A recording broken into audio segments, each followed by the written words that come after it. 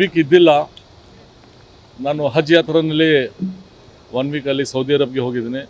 Night ಬಂದಿನಿ. ಇವತ್ತು ದಿಲ್ಲಿ ಹೋಗ್ಲತ್ತೀನಿ. ಅಲ್ಲಿ ಹೋಗಿ ಎಲ್ಲ ಸೀನಿಯರ್ ಲೀಡರ್ಗೆ ಭೇಟಿ ಮಾಡಿ ಮತ್ತೆ ಆಮೇಲೆ ತಮಗೆ ಮಾತಾಡ್ತೀನಿ. ಮತ್ತೊಂದು ಬಾರಿ ಅವಕಾಶ ಸಿಗುತ್ತೆ ಅಂತ ಭರವಸೆ ಇದೆ. ಯಾಕೆ ಭರವಸೆ ಮೇಲೆ ಎಲ್ಲ ನಾವು ಮುಂದೆ ಹೋಗ್ಬೇಕು.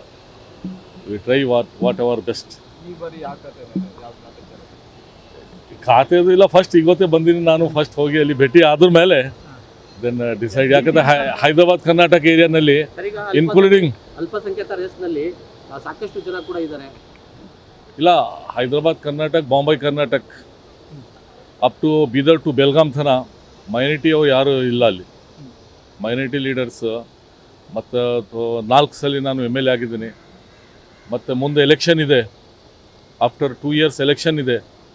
ಮತ್ತು MP ಎಲೆಕ್ಷನ್ನಲ್ಲಿ ನಾನು ತುಂಬ ಕೆಲಸ ಮಾಡಿ ನಮ್ಮ ಬೀದರ್ನಲ್ಲಿ ನಮ್ಮ ಸಾಗರ್ ಖಂಡ್ರೆ ಅವರಿಗೆ 1 ಲಕ್ಷಕ್ಕಿಂತ ಜಾಸ್ತಿ ಓಟ್ಲಿಂದ ನಾವು ಗೆಲ್ಲಿಸಿದೆವು. ಎಲ್ಲ ಮೈನಾರಿಟಿದು ಆಸೆ ನಿರೀಕ್ಷೆ ಏನಿದೆ ಅಂದರು, ಹೈದರಾಬಾದ್ ಕರ್ನಾಟಕ ಏರಿಯಾನಲ್ಲಿ ಮೈನಾರಿಟಿ ಒಬ್ಬರು ಇರಬೇಕು ಅಂತ. ಇಲ್ಲಾಂದರೂ ಮುಂದೆ ಎಲೆಕ್ಷನ್ನಲ್ಲಿ ತುಂಬ ನಿರಾಶೆ ಆಗಿಬಿಡ್ತಾರೆ, ತೊಂದರೆ ಆಗ್ತದೆ ನಮಗೆ. ಏನು ಬಾಯಿಲಿಂದ ನಾವು ಹೋಗಿ ಮುಂದೆ ಆಫ್ಟರ್ 2 ಇಯರ್ಸ್ ಏನಂತ ಕೇಳ್ಬೋದು. ನಾವು ಅವರಿಗೆ ಗ್ಯಾರಂಟಿ ಕೊಟ್ಟು 100% ಮೈನಾರಿಟಿ ಈ ಭಾಗ್ಯ ಹೈದರಾಬಾದ್ ಕರ್ನಾಟಕ ಏರಿಯಾ ಮತ್ತು ಬಾಂಬೆ ಕರ್ನಾಟಕ ಏರಿಯಾ ಇದು ಫುಲ್ ಭಾಗ್ಯ. ಒಬ್ಬ ಮೈನಾರಿಟಿ ಮಿನಿಸ್ಟರ್ ಇರ್ತಾರೆ, ಮೈನಾರಿಟಿ ಸಹಾಯ ಮಾಡ್ತಾರೆ ಅಂತ MP ಎಲೆಕ್ಷನ್ ನಾವು 4-5 ಸೀಟ್ ಆ ಏರಿಯಾದು ಗೆಲ್ಲಿಸಿ ಬಂದಿದ್ದೆವು.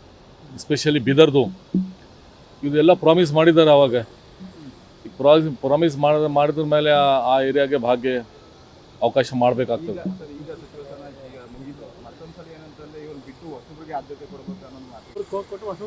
ಅದು ಏನಾಗ್ತದೆ ಅಲ್ಲಿ ಹೋಗಿ ನೋಡಿದ್ರ ಮೇಲೆ. ನಾನು ಇವತ್ತೇ ಗೊತ್ತಿದೆ, ನಾವು ಯಾರಿಗೆ ಭೇಟಿ ಮಾಡಿಲ್ಲ. ಈಗೆಲ್ಲ ಎಲೆಕ್ಷನ್ ಮೂಮೆಂಟಲ್ಲಿ ಏನು ಅಪಾರ್ಟ್ಮೆಂಟ್ ಇಲ್ಲ, ಡೈರೆಕ್ಟ್ ಹೋಗಿ ಭೇಟಿ ಆಗಬೇಕಾಗ್ತದೆ. ನಾವು ಮಲ್ಲಿಕಾರ್ಜುನ್ ಖರ್ಗೆ ಸಾಹೇಬ್ರು ಇದ್ದಾರೆ, DK ಶಿವಕುಮಾರ್ ಸಾಹೇಬ್ರು ಇದ್ದಾರೆ, ಮತ್ತು ಸಿದ್ದರಾಮಯ್ಯ ಸಾಹೇಬ್ರು ಇದ್ದಾರೆ, ಸುರ್ಜೇವಾಲಾ ಸಾಹೇಬ್ರು ಇದ್ದಾರೆ, ವೇಣುಗೋಪಾಲ್ ಸಾಹೇಬ್ರು ಇದ್ದಾರೆ.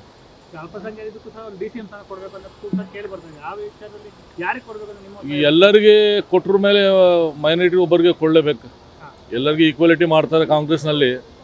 ಮೈನಾರಿಟಿಗೆ ಬಿಟ್ಟಿದ್ರು ಅದು ಸಮಾಜ ಸ್ವಲ್ಪ